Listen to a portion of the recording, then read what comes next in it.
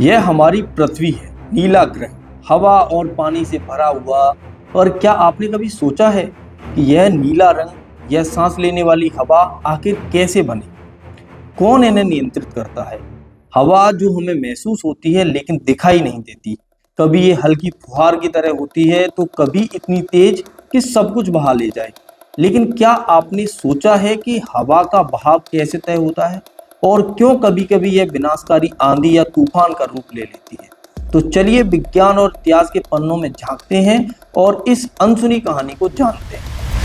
4.6 अरब साल पहले जब पृथ्वी का जन्म हुआ, तब यह एक आग का गोला थी।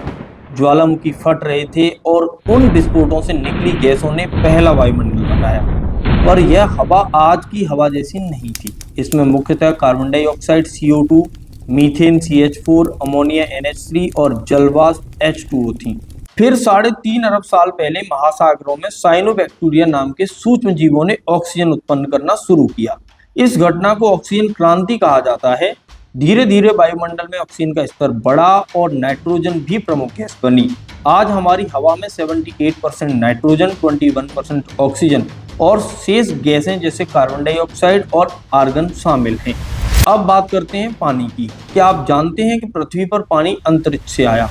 लगभग 4 अरब साल पहले धूमकेतु और क्षुद्रग्रह जिनमें बर्फ और हाइड्रोजन मौजूद थे, पृथ्वी से टकराए। इन टक्करों के बाद पानी के अणु बने, 2 हाइड्रोजन और 1 ऑक्सीजन यानी कि H2। पृथ्वी की सतह ठंडी होने लगी, जलवाष्प संघनित होकर बादलों में बदल गई और फिर शुरू हुई बारिश। लाखों वर्षों तक यहाँ बारिश होती रही, जिसने नदियां, झीलें और महासागर बनाए और यही पानी जीवन की नींव बना। हवा और पानी का रिश्ता बेहद गहरा है। सूर्य की गर्मी समुद्रों से जलवाष्प उठाती है, जो हवा के साथ मिलकर बादल बनाती है। ये बादल फिर बारिश के रूप में वापस धरती पर पानी लाते हैं। इसे जल चक्र कहते हैं। बिना हवा के यह चक्र संभव नहीं और बिना पानी के हवा ठहर जाती है। तो आखिर कौन है इसका नियंता? सूर्य, पृथ्वी का घूर्णन और गुरुत्वाकर्षण। सूर्य की ऊर्जा हवा और पानी दोनों को गतिमान करती है। पृथ्वी के घूमने से हवा धाराओं में बढ़ती है, जिसे कोलरॉइस प्रभाव कहते हैं। गुरुत्वाकर्षण पानी को नीचे खींचता है, जिससे नदियां और झरने बहते हैं। इन सब के बिना ना तो हवा बहेगी और ना ही पानी। सूर्य हवा का सबसे बड़ा संचालक है। जब सूर्य की किरणें पृथ्वी की सतह को गर्म करती हैं, तो वहां की हवा हल्की होकर ऊपर उठने लगती है और नीचे कम दबाव बनता है। इसी बीच ठंडी और भारी हवा इसकी जगह लेने के लिए दौड़ पड़ती है।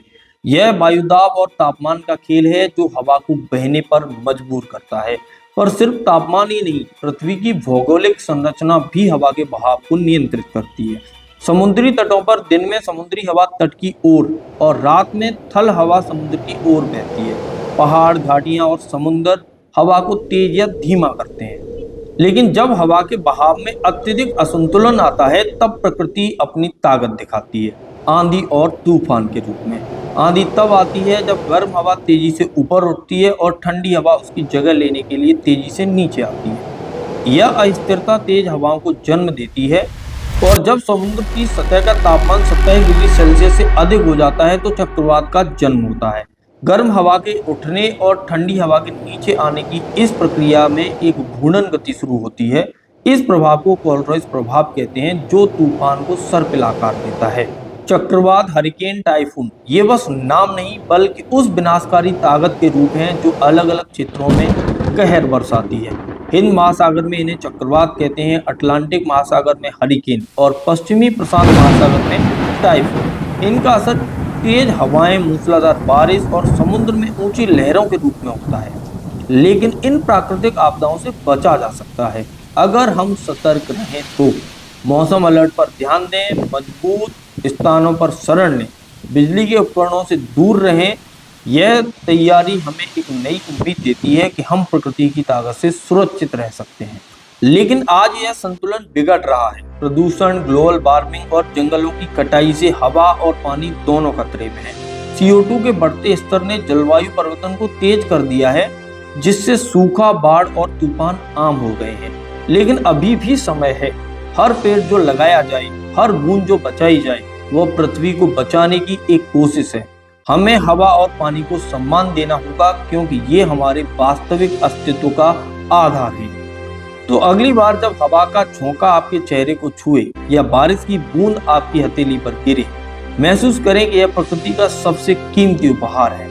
हवा और पानी हमारी विरासत, इन्हें बचाना हमारा कर्तव्य है।